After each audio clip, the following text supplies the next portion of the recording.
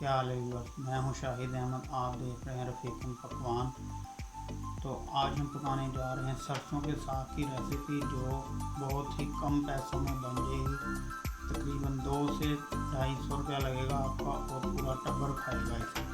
تو اسے ہم پکائیں گے گاؤں کے روایتی طریقے سے، جس طرح گاؤں میں بنتا ہے۔ تو چلیے ٹائم ضائع کیے بغیر چلتے ہیں ریسیپی کی طرف۔ 2 کلو ساگ لیا ہے ہم نے، اور 1 کلو پالک، اور باتھو بھی آیا نہیں، اس لیے ہم اس میں میتھی کا استعمال کریں گے۔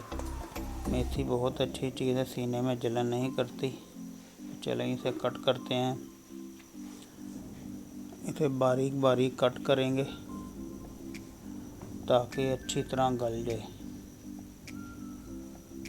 بارش بہت ہو رہی ہے، رات سے بارش ہو رہی ہے، تو اس لیے آج موسم اچھا ہے، آج ساگ پکائیں گے۔ یہ باریک باریک کٹ کر لیا، اور یہ سبز مرچیں لایا ہوں میں، کیونکہ اس میں صرف سبز مرچوں کا استعمال ہوگا، اس میں اور کوئی مسالہ نہیں جائے گا، بس سبز مرچیں، نمک، اور اس میں ہم استعمال کریں گے۔ تو یہ مرچیں بھی باریک باریک کٹ کر لی ہیں۔ چلیں اسے ہم مٹی کی ہانڈی میں ڈالیں گے۔ تو یہ سارا تقریباً اس ہانڈی میں آ گیا ہے، تو اس میں ہم تقریباً 1 چمچ ڈالیں گے نمک، اور اس پہ میتھی بھی ڈال دیتے ہیں۔ 1 گلاس پانی کا استعمال کریں گے، کیونکہ اس کا اپنا بہت پانی نکلے گا، اس میں اچھی طرح گل جائے گا۔ اور یہ ہم نے ادرک، لہسن اور یہ باریک مرچیں، یہ بھی اسی میں ایڈ کر دیں گے۔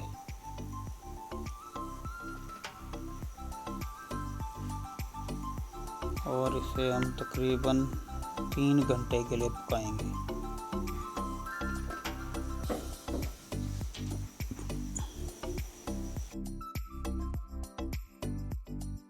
یہ ہم نے تقریباً 3 گھنٹے ہو چکے ہیں اسے پکتے ہوئے، تو اب یہ تقریباً گھٹائی کے قابل ہو چکا ہے۔ تو اب مین مسئلہ ہے اس کا گھٹائی کا۔ آپ بلینڈر میں بھی اسے بلینڈ کر سکتے ہیں، مگر ہم گاؤں کے طریقے سے بنائیں گے، اس لیے ہم بلینڈر کا استعمال نہیں کریں گے، اسے ہاتھ سے گھوٹیں گے۔ اس کی اچھی طرح آپ نے گھٹائی کرنی ہے۔ چلیں ہم نیچے اتار کر کرتے ہیں چولہے پہ سے۔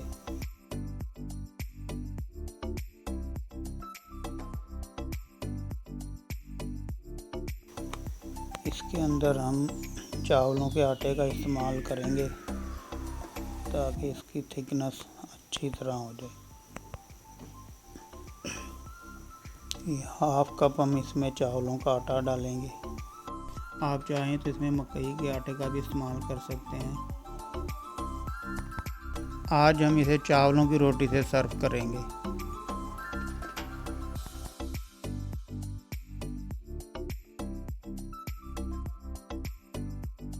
ساگ اچھی طرح گھٹ چکا ہے، تقریباً آدھا گھنٹہ ہو گیا مجھے اسے گھوٹتے ہوئے۔ چلیں اس میں تڑکا لگاتے ہیں۔ پین میں گھی لیں گے، اور اس میں سرخ مرچیں ڈالیں گے، اور باریک باریک ادرک کا بھی اس میں استعمال کریں گے ہم۔ تو یہ دیکھیں، اب اس میں ڈال دیں گے اور اسے ڈھک دیں گے فوراً۔ بہت اچھی خوشبوئیں آ رہی ہیں۔ اب اسے ہم سرو کرتے ہیں مکھن کے ساتھ اور چاولوں والی روٹی۔ آپ بھی پکائیں اور میری ریسیپی کو شیئر کریں، لائک کریں، میرے چینل کو سبسکرائب کریں۔ اوکے، اللہ حافظ۔